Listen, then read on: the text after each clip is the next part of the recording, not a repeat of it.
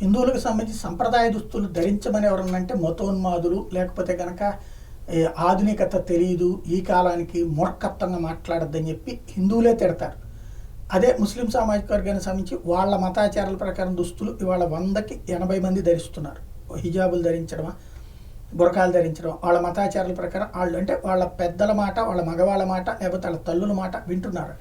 ఇక్కడ వినే పరిస్థితి లేదు. పైగా తల్లులను మహిళలు కలిసి మగవాళ్ళను కూడా నిలదీసేటటువంటి పరిస్థితి ఉంటుంది. ఈవెన్ తండ్రులైనా సరే మా బిడ్డల ఇష్టం వాళ్ళదనేటటువంటి చెప్పేది. బట్ ఒక సిస్టంలోకి వస్తే తాలిబాన్ల రాజ్యంలో ఏం జరుగుతుంది, మన భారతదేశంలో కూడా ముస్లిం రాజ్యం కావాలనుకుంటున్నప్పుడు ఏం జరుగుతుందండి అని సజీవ సాక్ష్యం ఏదైతే ఇరాన్లో జరిగింది. హిజాబ్ ధరించకుండా పాట పాడి యూట్యూబ్లో అప్లోడ్ చేసినటువంటి ఇరాన్ గాయని పరస్తు అహ్మది 27 ఏళ్ళని ఇరాన్ అధికారులు అరెస్ట్ చేశారు.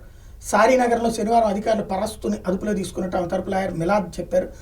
ఆన్లైన్ కచేరీలో ఆమె హిజాబ్ ధరించలేదు, భుజాలు కనిపించే నల్ల రంగు డ్రెస్ వేసుకున్నారు. ఆమె అరెస్ట్ కారణాలు ఎక్కడ నిర్బంధంలో ఉంచింది అధికారులు వెల్లడించలేదు.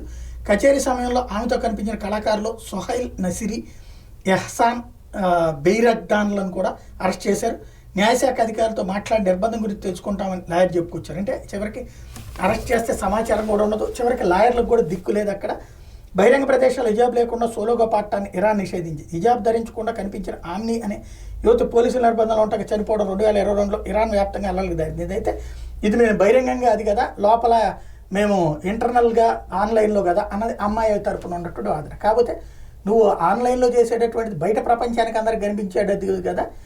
ఒక మనిషి రోడ్డు మీద హిజాబ్ ధరించకపోవడమే తప్పని చెప్పి మేము అరెస్ట్ చేస్తే ఆవిడ చచ్చిపోతే, నువ్వేమో శాంతం ఏకంగా ఆన్లైన్లోనే పెట్టేసి హిజాబ్ లేకుండా వస్తే ఎట్లా అన్నటువంటిది పోలీసులు చేసే వాదన.